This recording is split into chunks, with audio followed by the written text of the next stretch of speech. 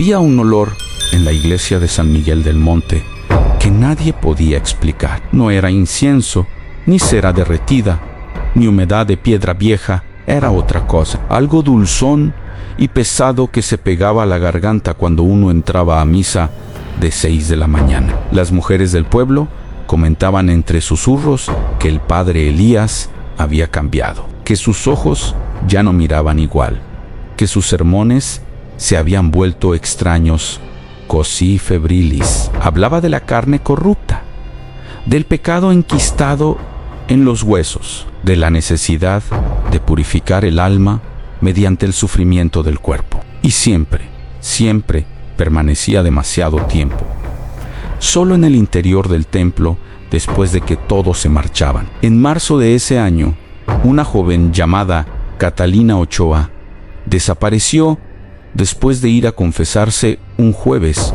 por la tarde. Su madre la buscó por todo Querétaro durante semanas. La última vez que alguien la vio fue entrando por las puertas de madera tallada de San Miguel del Monte. Nadie la vio salir. Cuando preguntaron al padre Elías, él respondió con calma que la muchacha nunca había llegado a su confesionario, pero había algo en su voz, una firmeza demasiado ensayada, que dejó un escalofrío en quienes lo escucharon. Luego desapareció un hombre llamado Tomás Vargas. Después, una anciana viuda.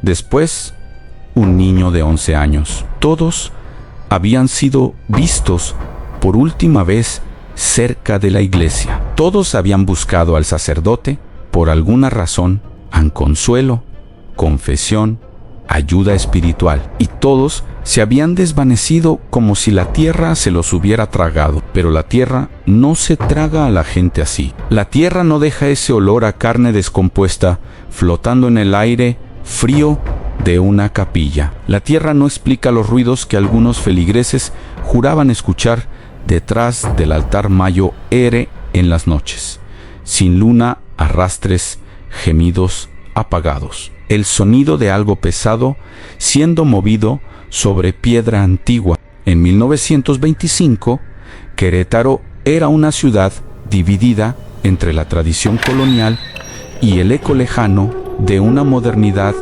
que aún no llegaba del todo. Las calles empedradas subían y bajaban entre casonas de cantera rosa, y las campanas de las iglesias marcaban el ritmo de la vida diaria. La religión no era solo una práctica, era la estructura misma sobre la que se sostenía todo. Nacer, crecer, casarse y morir en todo pasaba por las manos de la iglesia. Y en el barrio de San Miguel del Monte, todo pasaba por las manos del padre Elías Mendoza. El padre Elías había llegado 10 años atrás desde Guanajuato. Era un hombre alto, delgado hasta lo enfermizo, con manos grandes y huesudas que temblaban ligeramente cuando alzaba la hostia durante la consagración. Tenía el rostro enjuto de quien ayuna con frecuencia, y sus ojos oscuros parecían hundidos en cuencas que nunca descansaban. Hablaba poco fuera de los sermones, no compartía comidas con los feligreses, no aceptaba invitaciones. Vivía en la casa parroquial contigua a la iglesia, pero pasaba la mayo ere parte del tiempo dentro del templo, a veces hasta altas horas de la madrugada. Las viejas beatas decían que era un santo. Los hombres decían que era un fanático, pero todos, sin excepción, le temían un poco. La iglesia de San Miguel del Monte era una construcción modesta pero antigua, levantada en el siglo XVIII sobre lo que alguna vez había sido un cementerio indígena. Las paredes de piedra eran gruesas y frías, incluso en verano. El altar mayo ere, tallado en madera oscura con imágenes de santos sufrientes, estaba elevado sobre una plataforma de 3 escalones. Detrás de él había una pequeña sacristía y un espacio cerrado al que solo el sacerdote tenía acceso. Nadie sabía qué guardaba ahí. Nadie preguntaba. Algunas cosas simplemente no se cuestionaban, pero cuando la gente comenzó a desaparecer, las preguntas empezaron a formarse en silencio. Primero fueron rumores tímidos en el mercado, luego conversaciones susurradas en las esquinas. Nadie acusaba directamente al padre Elías. Eso habría sido impensable, pero todos comenzaron a notar cosas en su palidez extrema. El hecho de que nunca parecía dormir, la manera en que evitaba la luz directa del sol y sobre todo ese olor, ese maldito olor que impregnaba la iglesia y que él justificaba diciendo que las tuberías antiguas estaban fallando, que había humedad en los muros, que era el paso del tiempo sobre piedra vieja. Cuéntame en los comentarios de qué país y ciudad estás viendo esta historia. Cuéntame también si en tu región existe alguna leyenda local para que cuente al mundo tu historia de terror. Y si crees en el mundo sobrenatural, suscríbete aquí al canal para que juntos podamos fortalecer esta corriente contra el mundo maligno. Las desapariciones comenzaron de manera espaciada, lo suficiente como para que nadie las conectara de inmediato. Catalina Ochoa fue la primera en marzo. Era una muchacha de 19 años, hija de un comerciante de telas. Había ido a confesarse porque, según le contó a su hermana menor, sentía una culpa terrible por haber rechazado a un pretendiente que su padre había elegido para ella. Entró a la iglesia a las 4 de la tarde de un jueves. Nunca salió. Su madre, Dolores Ochoa, esperó hasta las 8 de la noche antes de ir a buscarla. Encontró la iglesia cerrada por dentro. Golpeó la puerta hasta que le dolieron los nudillos. Finalmente, el padre Elías abrió con sotana arrugada y una expresión de irritación apenas contenida. Dijo que no había visto a Catalina, que tal vez había salido por la puerta lateral, que quizá se había ido con alguna amiga. Pero Dolores conocía a su hija. Catalina no era de las que desaparecían sin avisar, y había algo en la manera en que el sacerdote sostenía la puerta, bloqueando la vista hacia el interior del templo, que le produjo un escalofrío que le recorrió la columna. Durante días, Dolores y su esposo buscaron por todo Querétaro, hablaron con amigas de Catalina, revisaron casas de parientes lejanos, interrogaron a vecinos. Nada en la muchacha se había evaporado. La policía municipal tomó el reporte, pero no hizo mucho más. Las desapariciones de jóvenes eran raras, pero no imposibles. Tal vez había huido, tal vez había sido raptada, tal vez estaba muerta en alguna zanja a las afueras de la ciudad. La investigación se enfrió en menos de 2 semanas, pero el pueblo no olvidaba, y cuando Tomás Vargas desapareció en abril, las murmuraciones se volvieron más insistentes. Tomás era un hombre de 35 años, albañil de oficio, que había perdido a su esposa durante el parto 6 meses atrás. Desde entonces había caído en una depresión profunda. Bebía más de lo que debía. Lloraba en las cantinas y, según varios testigos, había ido a buscar al padre Elías una tarde para pedirle consejo espiritual. Lo vieron entrar a la iglesia de San Miguel del Monte justo antes del anochecer. Nadie lo vio salir. Esta vez, cuando su hermano fue a preguntar por él al día siguiente, el padre Elías respondió con la misma calma inquietante. Dijo que Tomás había estado muy alterado, que había hablado de irse lejos, de empezar de nuevo en otro lugar, que le había dado su bendición y lo había despedido en la puerta. Pero el hermano de Tomás sabía que su hermano no tenía dinero para irse a ninguna parte. Sabía que apenas podía pagar el cuarto donde vivía y sabía, con esa certeza instintiva que a veces habita en las familias, que algo terrible le había sucedido. Fue entonces cuando la gente comenzó a hablar del olor. Siempre había estado ahí, de manera sutil, pero ahora parecía más fuerte. Algunos feligreses empezaron a evitar las primeras filas durante la misa. Otros tosían discretamente en sus pañuelos. Las mujeres que limpiaban la iglesia los sábados comentaban entre ellas que el olor venía de detrás del altar, pero que el padre Elías no les permitía limpiar esa área. Decía que era un espacio sagrado, reservado exclusivamente para él, aunque ellas debían limitarse a barrer la nave principal y limpiar los bancos. Una de esas mujeres, Refugio Martínez, comenzó a tener pesadillas. Soñaba que entraba a la sacristía y encontraba algo horrible detrás de una cortina raída. No podía ver qué era exactamente, pero sabía que estaba relacionado con ese olor. Despertaba empapada en sudor frío, con el corazón latiéndole tan fuerte que pensaba que iba a estallar. Le contó sus sueños a su esposo, quien le dijo que dejara de trabajar en la iglesia, pero Refugio necesitaba el dinero, así que siguió yendo, aunque cada vez le costaba más trabajo cruzar las puertas de San Miguel del Monte. En mayo desapareció la viuda Esperanza Gutiérrez, una mujer de 60 años que iba a misa todos los días. En junio, el niño Salvador Ruiz, de 11 años, monaguillo ocasional, que había ido a devolver unos candelabros que había limpiado en su casa. Cada vez el patrón era el mismo.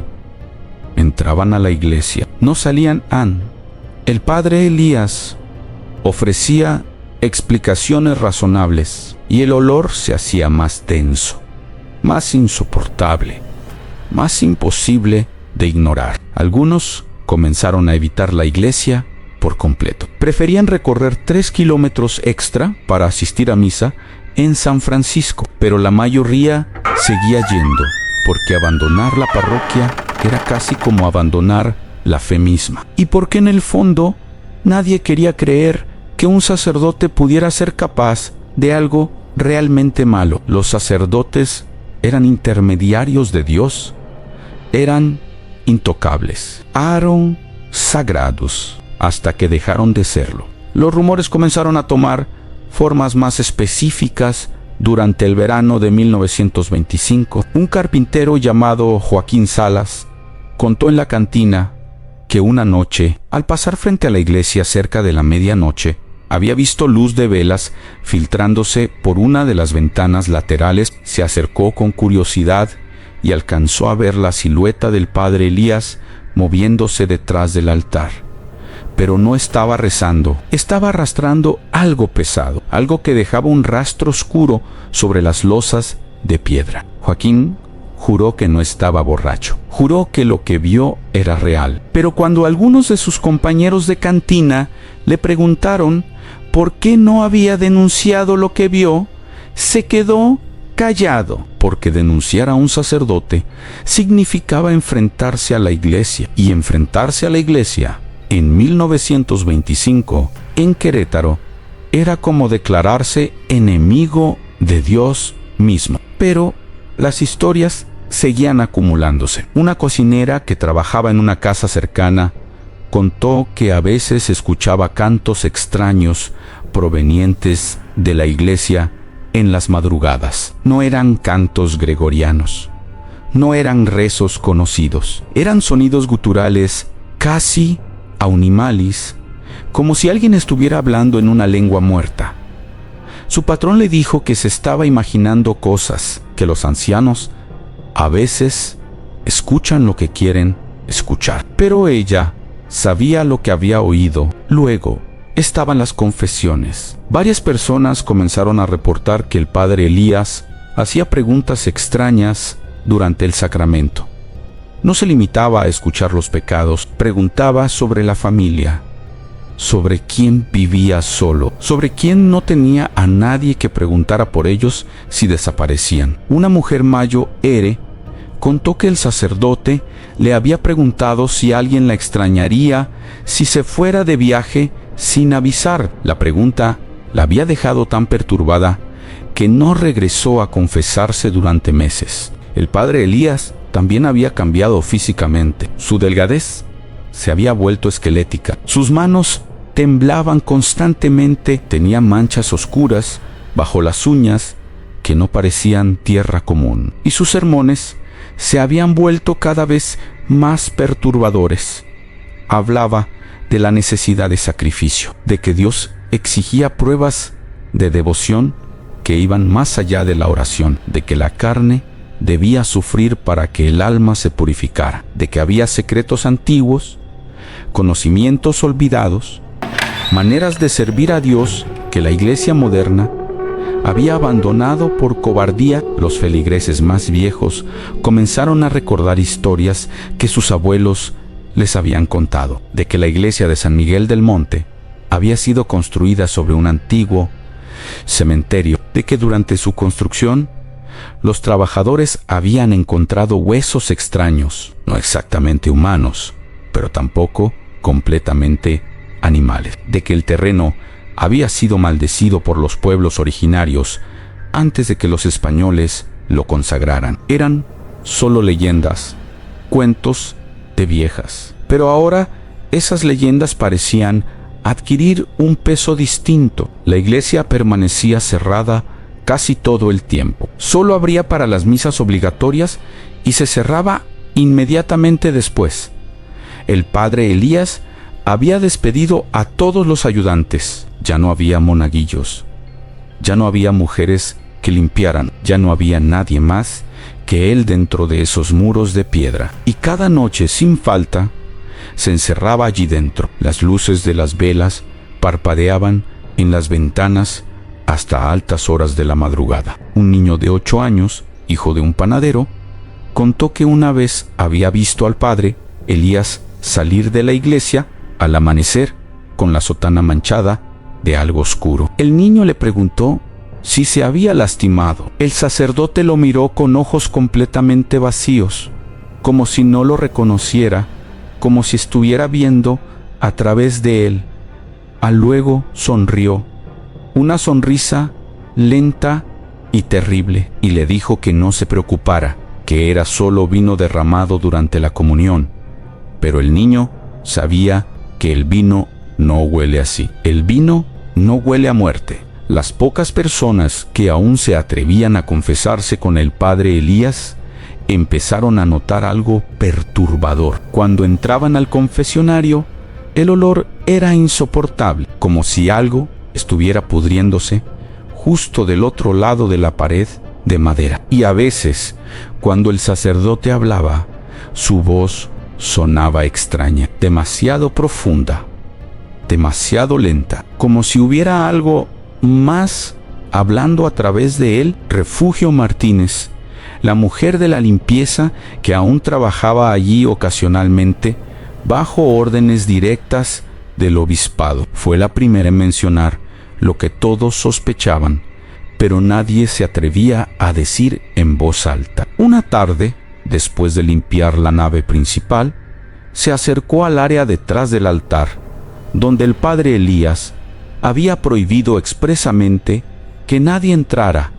No cruzó, no se atrevió, pero se quedó parada en el límite, mirando hacia la oscuridad de la sacristía cerrada, y entonces lo sintió, una presencia, algo frío y pesado que la observaba desde las sombras, algo que respiraba con un ritmo lento y enfermo. Salió corriendo de la iglesia y nunca regresó. Cuando le preguntaron qué había visto, respondió que no había visto nada, que simplemente supo con absoluta certeza que detrás de esa puerta había algo que ningún ser humano debería presenciar, algo que había estado creciendo durante meses, algo que el padre Elías alimentaba. Fue Ramón Chávez quien finalmente cruzó la línea que nadie más se había atrevido a cruzar. Ramón era el hermano menor de Tomás Vargas, el albañil desaparecido en abril. Durante meses, Ramón había vivido con la certeza de que su hermano no había huido, de que algo le había sucedido dentro de esa iglesia y de que el padre Elías sabía exactamente que en una noche de agosto, después de beber lo suficiente para reunir valor, pero no tanto como para perder el juicio, Ramón tomó una palanca de hierro y se dirigió a San Miguel del Monte. Era pasada la medianoche.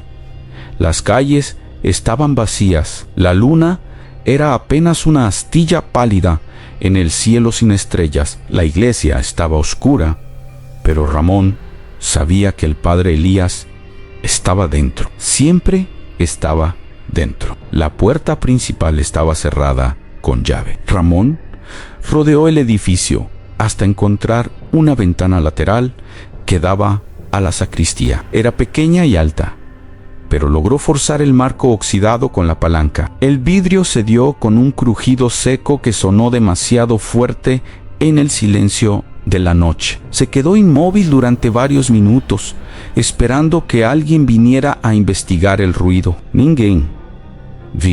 Se impulsó hacia arriba y se deslizó por la abertura, cayendo con un golpe sordo sobre el piso de piedra de la sacristía. El olor lo golpeó inmediatamente. Era tan intenso que tuvo que cubrirse la boca y la nariz con la manga de su camisa para no vomitar.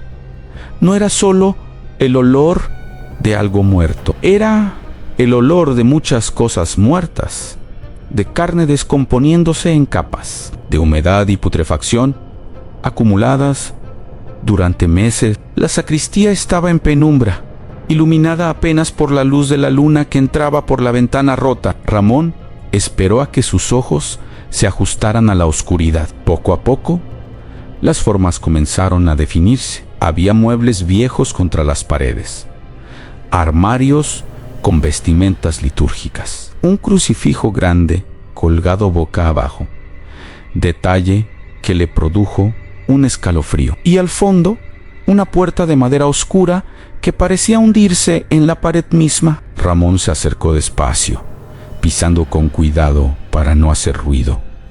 La puerta no tenía cerradura visible, solo un pestillo simple.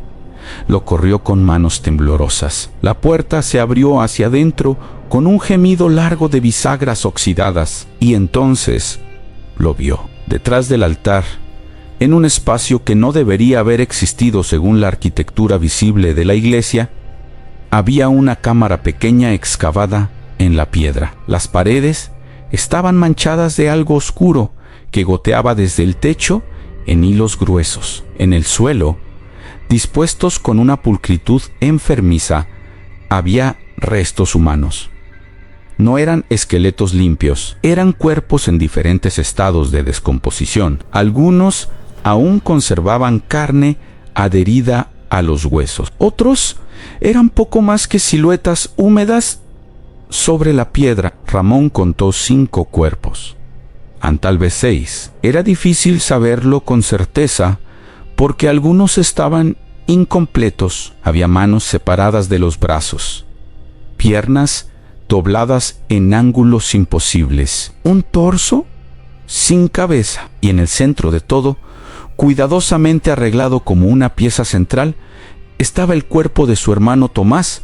Lo reconoció por la cicatriz en el brazo izquierdo, una quemadura de infancia que nunca había sanado del todo. Tomás había sido abierto. Su cavidad torácica estaba expuesta, con las costillas separadas como las páginas de un libro. Sus órganos habían sido extraídos con precisión casi quirúrgica y colocados a su alrededor en recipientes de barro. Su rostro estaba congelado en una expresión de terror absoluto, con los ojos aún abiertos, mirando hacia la nada. Ramón cayó de rodillas, no por shock, no por tristeza, sino porque sus piernas simplemente dejaron de sostenerlo. Un sonido salió de su garganta, algo entre un sollozo y un grito ahogado, y entonces escuchó la voz detrás de él. El padre Elías estaba parado en el umbral de la puerta. No parecía sorprendido de encontrarlo allí. De hecho, parecía como si hubiera estado esperándolo. Su rostro estaba más pálido que nunca, casi translúcido a la luz tenue. Sus ojos brillaban con algo que no era del todo humano. Y cuando habló, su voz sonó tranquila, casi amable. Dijo que Ramón no debería haber venido, que había cosas que la gente común no estaba preparada para entender que lo que estaba haciendo era un trabajo sagrado, un servicio a fuerzas que existían mucho antes de que la Iglesia Católica pusiera su sello de aprobación sobre lo divino, que los cuerpos eran solo recipientes vacíos una vez que el alma los abandonaba, y que Él estaba ayudando a esas almas a trascender mediante rituales antiguos que la Iglesia había suprimido por miedo. Ramón no respondió. No podía. El horror de lo que estaba viendo y escuchando había paralizado su capacidad de hablar. El padre Elías dio un paso hacia adelante, luego otro. Tenía algo en la mano, un cuchillo largo y curvo, con manchas oscuras en la hoja. El mismo cuchillo que había usado para abrir a Tomás, el mismo cuchillo que había usado con Catalina, con Esperanza, con Salvador, con todos los demás. Ramón intentó levantarse para correr, pero sus piernas no respondieron. El sacerdote se acercó más, y fue entonces cuando la puerta principal de la iglesia se abrió de golpe con un estruendo que resonó por todo el edificio. Habían venido 5 hombres. Habían seguido a Ramón desde la cantina, preocupados por lo que pudiera hacer en su estado de ebriedad y dolor.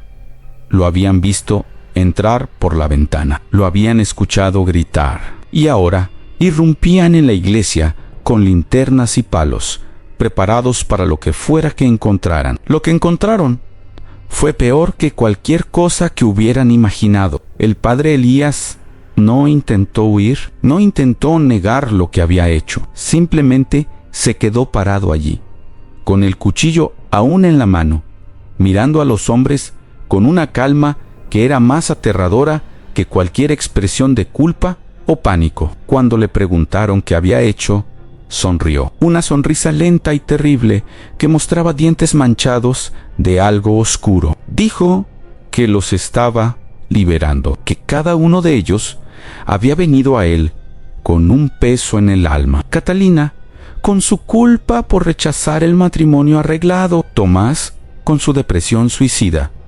Esperanza, con su soledad insoportable. Salvador, con su inocencia, que pronto sería corrompida por el mundo. Todos ellos estaban sufriendo, y él les había dado el regalo definitivo, la liberación de la carne, el fin del sufrimiento terrenal. Pero eso no era todo. El padre Elías explicó, con voz cada vez más febril, que había descubierto textos antiguos en los archivos del obispado, manuscritos del siglo XVI, escritos por frailes que habían intentado sincretizar las creencias indígenas con el catolicismo, rituales de sacrificio que supuestamente abrían puertas a dimensiones espirituales, maneras de comunicarse con entidades que existían en el límite entre la vida y la muerte. Había comenzado como curiosidad académica. Luego se había convertido en obsesión y finalmente en convicción absoluta. El padre Elías creía genuinamente que estaba haciendo un trabajo sagrado, que estaba ayudando a las almas perdidas a trascender mediante rituales que la iglesia moderna había abandonado por cobardía y debilidad, que cada cuerpo que abría era una ofrenda a fuerzas antiguas que podían sanar el sufrimiento humano desde su raíz. Los hombres lo escucharon en silencio, no porque creyeran una sola palabra de lo que decía, sino porque el horror de escuchar a un sacerdote hablar así los había dejado mudos. Uno de ellos, un comerciante llamado Arturo Pérez, finalmente encontró su voz y preguntó la única pregunta que importaba: ¿cuántos? ¿Cuántos había matado? El padre Elías ladeó la cabeza como si estuviera haciendo cálculos mentales. Dijo que había comenzado 2 años atrás, que los primeros habían sido vagabundos y mendigos que nadie extrañaría, que luego había progresado a personas del pueblo, seleccionándolas cuidadosamente basándose en su nivel de sufrimiento, que en total había liberado a 17 almas, pero que solo había podido preservar 6 cuerpos detrás del altar. Los demás los había enterrado en el sótano de la casa parroquial. 17 personas han durante 2 años, y nadie había sospechado lo suficiente como para detenerlo. Uno de los hombres vomitó, otro comenzó a llorar. Ramón seguía de rodillas junto al cuerpo de su hermano, incapaz de moverse, y el padre Elías continuaba hablando, explicando la teología retorcida que había construido para justificar sus acciones. Hablaba de purificación mediante el sufrimiento, de la necesidad de sacrificio para mantener el equilibrio espiritual, de cómo Dios le había hablado en sueños, mostrándole el camino verdadero que la iglesia había olvidado. Pero había algo más en su voz, una nota de desesperación, como si él mismo no estuviera completamente convencido de lo que decía, como si estuviera tratando de convencerse a sí mismo, tanto como a ellos. Ipsilon en Hoyos, por un momento, brilló algo que podría haber sido miedo, o remordimiento, o la comprensión súbita y terrible de que había cruzado un límite del que no había regreso posible. Finalmente, Arturo Pérez se acercó al sacerdote y le quitó el cuchillo de la mano. El padre Elías no resistió. De hecho, parecía aliviado de que alguien más tomara el control, como si una parte de él hubiera estado esperando este momento, como si una parte de él quisiera ser detenido. Salieron de la iglesia llevando al padre Elías con ellos. Detrás, en la cámara oculta tras el altar, los cuerpos permanecieron dispuestos en su horrible orden, y el olor, ese olor insoportable que había advertido a todos durante meses, finalmente tenía una explicación que nadie habría querido conocer. Lo que sucedió después se convirtió en uno de los secretos mejor guardados en la historia de Querétaro. El obispado actuó con rapidez y decisión. Para la mañana siguiente, la iglesia de San Miguel del Monte estaba acordonada. Entraron hombres con uniformes civiles, no policías identificables, y retiraron los cuerpos sin que los curiosos pudieran verlo. Las familias de las víctimas fueron notificadas en privado. Se les pidió silencio. Se les ofreció compensación económica. Se les amenazó sutilmente con consecuencias si hablaban públicamente de lo sucedido. El padre Elías Mendoza fue trasladado en secreto. No hubo arresto público. No hubo juicio oficialmente. El sacerdote había sufrido una crisis nerviosa y había sido enviado a un monasterio de clausura en el sur del país para tratamiento y reflexión espiritual. La historia que se difundió entre los feligreses fue que había enloquecido por exceso de celo religioso, que había tenido alucinaciones, que necesitaba descanso y oración. Pero los que habían visto la cámara detrás del altar sabían la verdad, y aunque les habían ordenado guardar silencio, la verdad tenía manera de filtrarse en conversaciones susurradas en los mercados, en confesiones ebrias, en las cantinas, en advertencias que las madres daban a sus hijas sobre nunca confiar completamente en nadie, ni siquiera en aquellos que dicen representar a Dios. La iglesia de San Miguel del Monte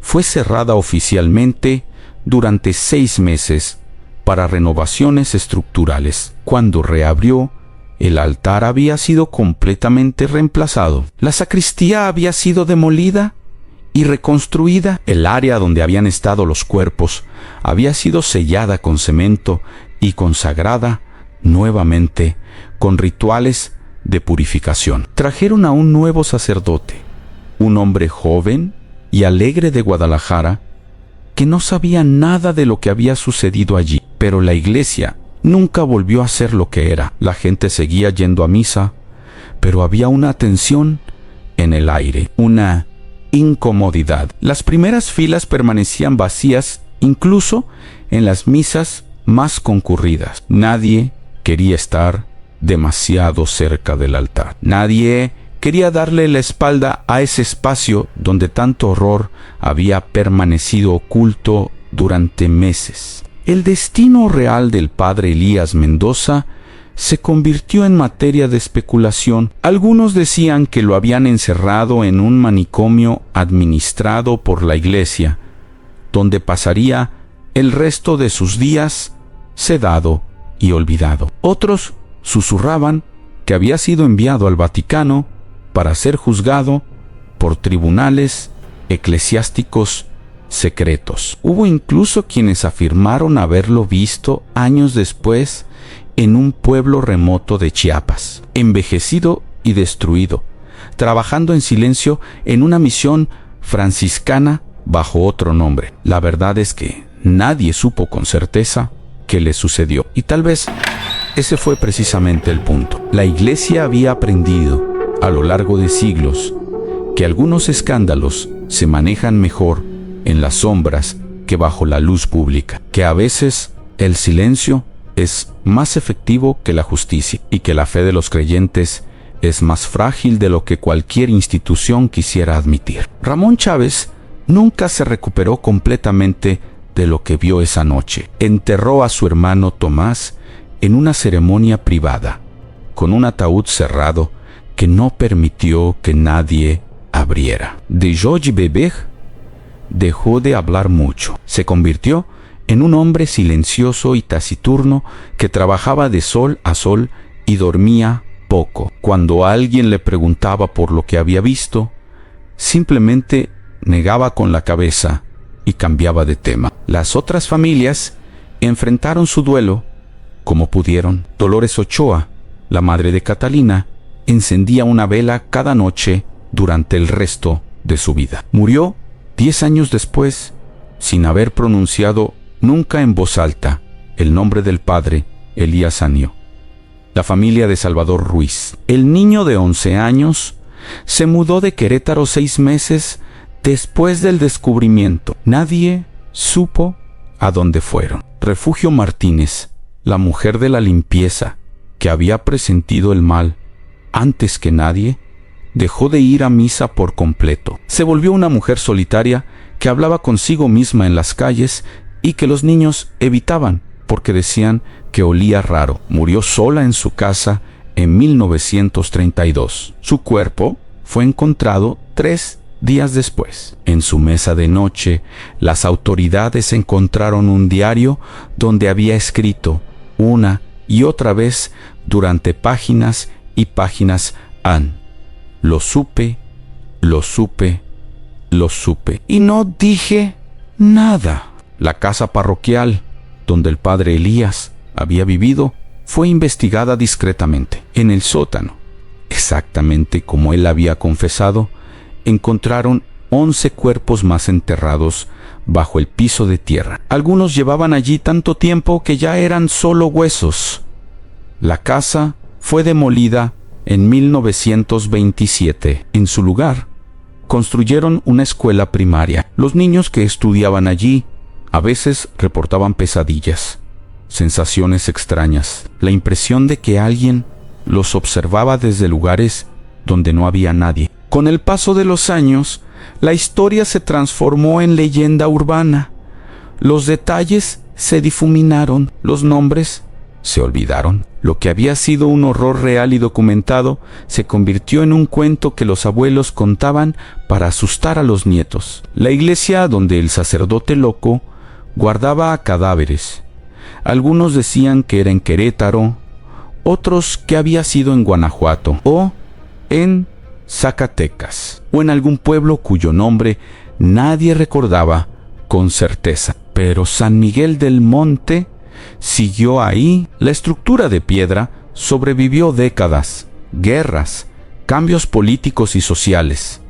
Nuevos sacerdotes vinieron y se fueron. La congregación creció y se redujo con los ciclos de la historia. Y aunque nadie hablaba abiertamente de lo que había sucedido en 1925, había una memoria colectiva que permanecía, una sombra que ninguna cantidad de incienso podía disipar. Hubo quienes juraron que en ciertas noches, cuando la luna estaba oculta y el silencio era absoluto, aún se podían escuchar sonidos desde el interior de la iglesia cerrada a arrastres, gemidos apagados, el eco de rezos pronunciados en una lengua que no era latín ni español ni náhuatl, sino algo más antiguo, algo que no debería ser pronunciado por labios humanos. Los trabajadores que realizaron las renovaciones en 1926 contaron historias extrañas, herramientas que desaparecían y aparecían en lugares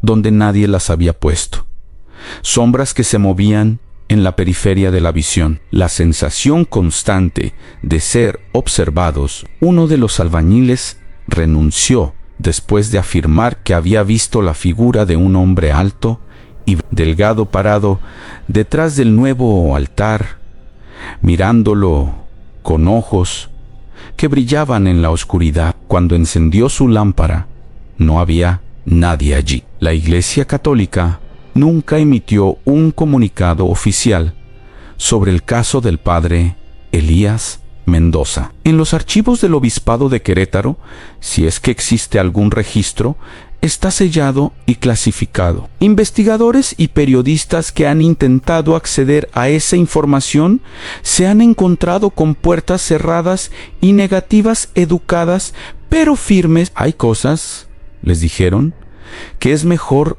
dejar en el pasado. Pero el pasado tiene una manera de no permanecer enterrado. En 1963, durante trabajos de renovación más extensos en San Miguel del Monte, los trabajadores encontraron una pequeña cámara sellada que no aparecía en ningún plano arquitectónico.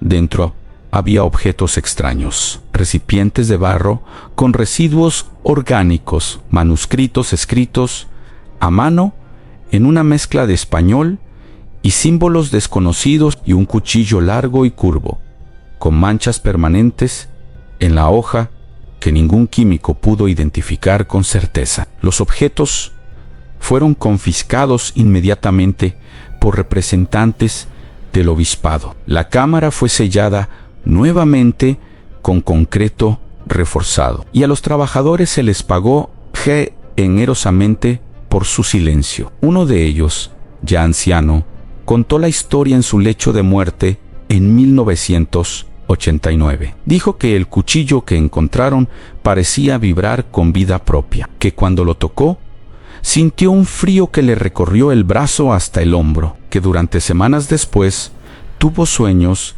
en los que veía rostros gritando en silencio, pidiendo ayuda que nunca llegaría. Hoy, casi 100 años después, la iglesia de San Miguel del Monte sigue en pie en Querétaro. Ha sido renovada múltiples veces. El barrio a su alrededor ha cambiado irreconociblemente. Donde antes había casas de cantera y calles empedradas, ahora hay edificios modernos y pavimento nuevo. La ciudad creció y se transformó, como todas las ciudades lo hacen. Pero hay quienes dicen que ciertos lugares retienen memoria, que la piedra absorbe las emociones intensas como una esponja absorbe agua, que el horror y el sufrimiento dejan marcas invisibles que persisten mucho después de que los culpables y las víctimas hayan muerto, y que en San Miguel del Monte, a pesar de todas las renovaciones y consagraciones, algo permanece. Los feligreses actuales no conocen la historia, o si la conocen, es solo como un rumor vago, una leyenda urbana sin sustancia. Van a misa los domingos, bautizan a sus hijos, se confiesan de sus pecados pequeños y ordinarios, y la mayoría sale de la iglesia sin sentir nada fuera de lo común. Pero algunos, los más sensibles tal vez, reportan una incomodidad que no pueden explicar, una sensación de que algo los observa desde las sombras detrás del altar. Un escalofrío que les recorre la espalda cuando están solos en la nave. Y ese olor, ese maldito olor que a veces, en días húmedos de verano, parece filtrarse desde algún lugar profundo bajo las losas de piedra. Un olor que los sacerdotes actuales atribuyen a problemas de drenaje o humedad en las paredes. Tal vez tengan razón. Tal vez sea solo eso. Problemas estructurales en un edificio antiguo. Nada más. O tal vez haya cosas que ninguna cantidad de concreto y consagración puede sellar por completo. Tal vez el mal verdadero, cuando se alimenta durante suficiente tiempo en un lugar, deja raíces que se hunden más profundo que cualquier cimiento. Tal vez el padre Elías Mendoza abrió algo en 1925 que nunca fue cerrado del todo. Y tal vez, solo tal vez, si te quedas solo en esa iglesia después de que todos se hayan ido, en el silencio absoluto de la medianoche, aún puedes escucharlo. El sonido de algo pesado siendo arrastrado sobre piedra antigua, el murmullo de rezos en una lengua muerta y el eco distante de gritos que nadie escuchó cuando más importaba. ¿Cuántas iglesias hay en tu ciudad? ¿Cuántas tienen historias que nadie cuenta? ¿Cuántos secretos permanecen enterrados bajo altares consagrados, esperando el momento en que alguien finalmente se atreva a buscar la verdad? Algunos misterios es mejor dejarlos sin resolver. Algunas puertas es mejor no abrirlas. Y algunos lugares, no importa cuántas veces se les rece encima, permanecen manchados para siempre por lo que una vez sucedió entre sus muros. La próxima vez que entres a una iglesia antigua, respira profundo. Si hueles algo extraño, algo que no debería estar ahí, tal vez deberías preguntarte qué hay realmente detrás del altar.